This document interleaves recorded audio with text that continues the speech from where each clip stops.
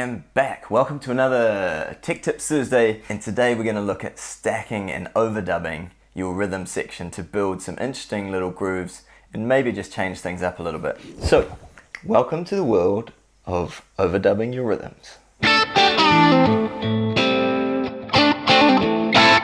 If you think about what a drummer is doing or what grooves are often in tracks, there's your kick drum, there's your snare, there might be some toms in either as fills or as part of the groove. You've got your hi-hat, you've maybe got a conga line or something like that. Not a conga line like, hey! Not that kind of conga line, you know what I mean. Anyway, you already know if you've watched any of my videos that I talk way too much. So, here we go. And we're going to build simple and overdub this as we go.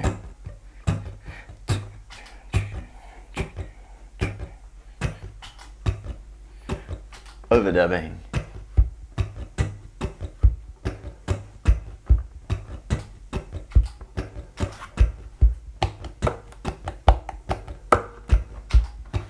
So now we've got a little bit of a track that's more interesting than I could do in one take. It hasn't taken too long, and we can get into the song.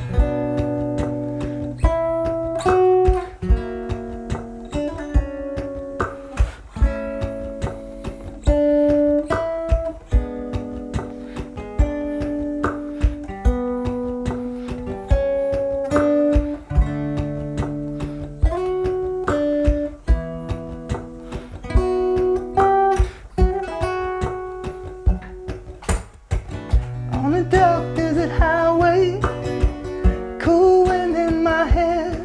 Okay, that's way too high for me to sing, but I just played around with an interesting version to get that acoustic version, that acoustic feel.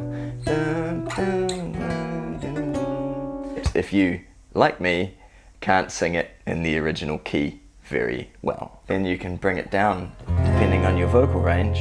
The chords would be, relative to the capo, would be an E minor shape, B7, D, A, C, G, A minor, and B7 again. So there you go, maybe there's an interesting version for you to learn and play around with.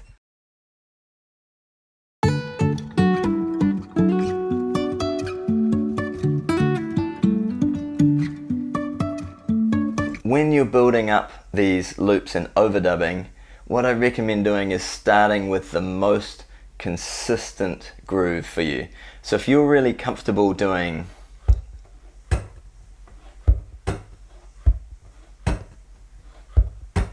and it's going to lock nicely in time, start with that.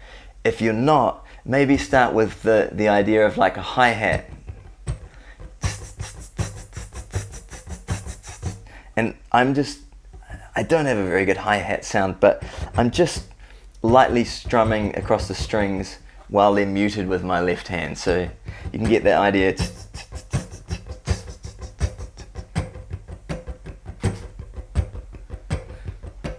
And to be honest, it's not too nicely in time, but we can now hit overdub and put something on top of that.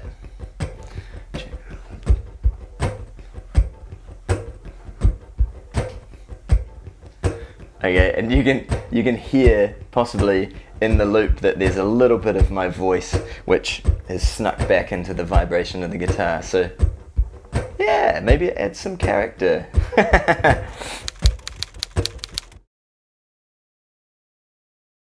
This can be a great way to build up tracks and practice at home for your improvising as well, and be a little bit creative without being kind of on show.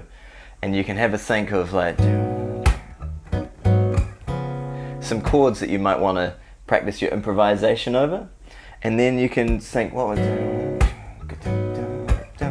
would be a groove that might work with that, like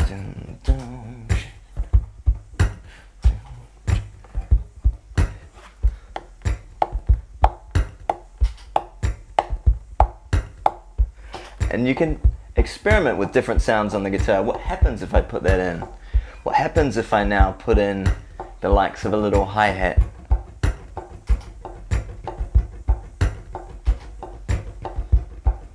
Okay, there's an interesting new little groove, and then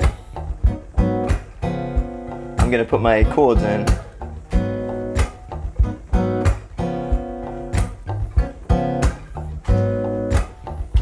Maybe a little bass line.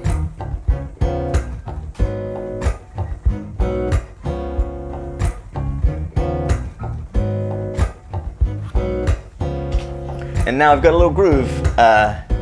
It's time to find a pick, find a little lead sound.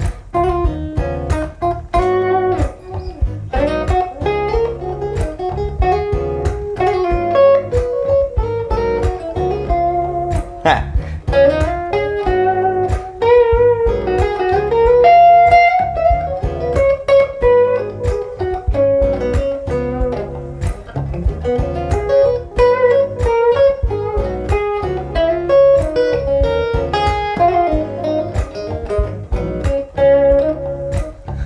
I have probably way too much delay.